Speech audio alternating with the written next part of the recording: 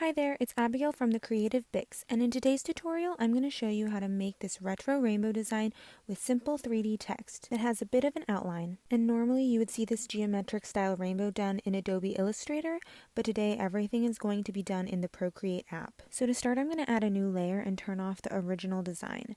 And then we're going to grab the Eliza brush from my multi-line brush set, which you can buy in my Etsy, and I'll leave a link to my shop in the description. Now let's change the color we're using to black so we can easily see our design. Then we're going to draw a circle and keep holding our Apple Pencil on the screen until the shape snaps to an ellipse, then tap with one finger for it to snap to a circle.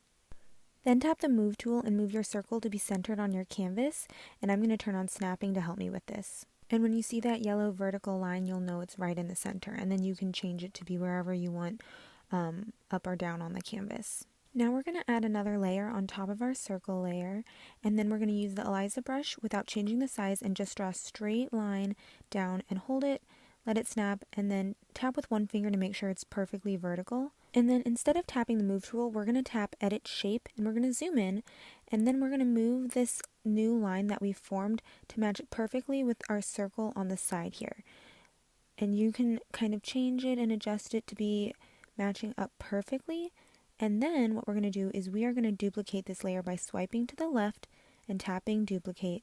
Now slide the duplicated layer over until it matches up with the other side of the circle. Back in the Layers panel, select your circle layer and then select your eraser tool. I'm going to use the Sadie brush from this set to erase, and we're going to turn up the size just a little bit so I can cover more ground, and then we're just going to erase the bottom part of the circle and where it intersects with the vertical lines. And you can zoom in just so you can see a better idea of where you're erasing, just until the space between where the shapes meet up is a smooth transition. And then make sure you do both sides. Once you're satisfied with how the lines match up, merge the different sections of the rainbow by pinching the 3 layers together. Now it's time to color the rainbow. To do this, I'm going to be using the Summer Garden palette, also available in my Etsy. I'm starting off with the second coral from the left, and then we're going to go with the third coral to fill in.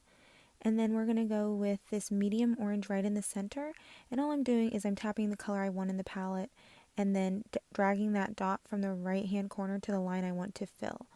And then just selecting the colors for each line and dragging and dropping until the rainbow is completely filled. And then I want to add a background color, so I'm just going to add another layer beneath this rainbow layer, and we're going to choose this lighter pink coral shade and just make it even brighter than what it is in the palette.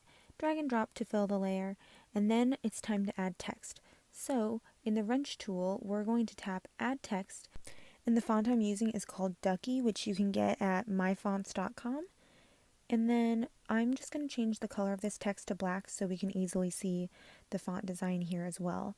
And then I'm going to just copy that quote I had from the previous design, which is "Girls Can." And I don't want this can to be directly centered underneath girls, so I'm going to tap the spacebar a few times to move it to the right. And then I'm going to tap right after the S in girls and slide the slider for leading to the left a little bit just to decrease it and decrease the space between the lines of text here. Now we're going to change the font color to white, and then select the Move tool and drag the text to be bigger, which is okay since this text is still vectorized. From here we're going to duplicate the text layer, and then we're going to change this bottom text color to be a darker shade just so you can see what I'm about to do. So I'm going to change it to be this dark brown color, and then we're going to tap and edit this text, and then we're going to tap this outline option right here. And now the text, you can see that it is outlined, and you didn't have to do that much work at all. Duplicate this outline layer and then tap the bottom copy. Then go to the Adjustments menu and tap Motion Blur. Tap the Layer option so we can blur the entire layer. Now you're going to tap and drag in any direction you want, and the farther you drag, the longer your shadow will be. So I'm just going to do a little bit and drag it a little bit to the right in a diagonal downwards. And now to make this shadow layer darker and more opaque, we're just going to keep duplicating it. And then I'm going to pinch these layers together just so it goes a little bit faster and the opacity builds up quickly. And just keep duplicating these layers until you are satisfied with the shadow being completely opaque. Now if you zoom in, you'll see that the pixels look a little bit funky. So to fix that, we're going to swipe right with 2 fingers to alpha lock this layer. And then we're going to tap on it and select Fill Layer, and now all the pixels will be the same color. From here, we're going to move the shadow so that it lines up with the outline that we already have of our text, and just so it looks a little bit more 3D. Now from here, because we've added the shadow, it's going to look like it's a little bit leaning to the right, so I'm going to swipe right on all these text layers, and now I can move them as a group. And now they're centered, and we're done! So if you recreate this, I'd love to see it, so tag me on Instagram at The Creative Bix, and have fun creating! Thanks so much for watching.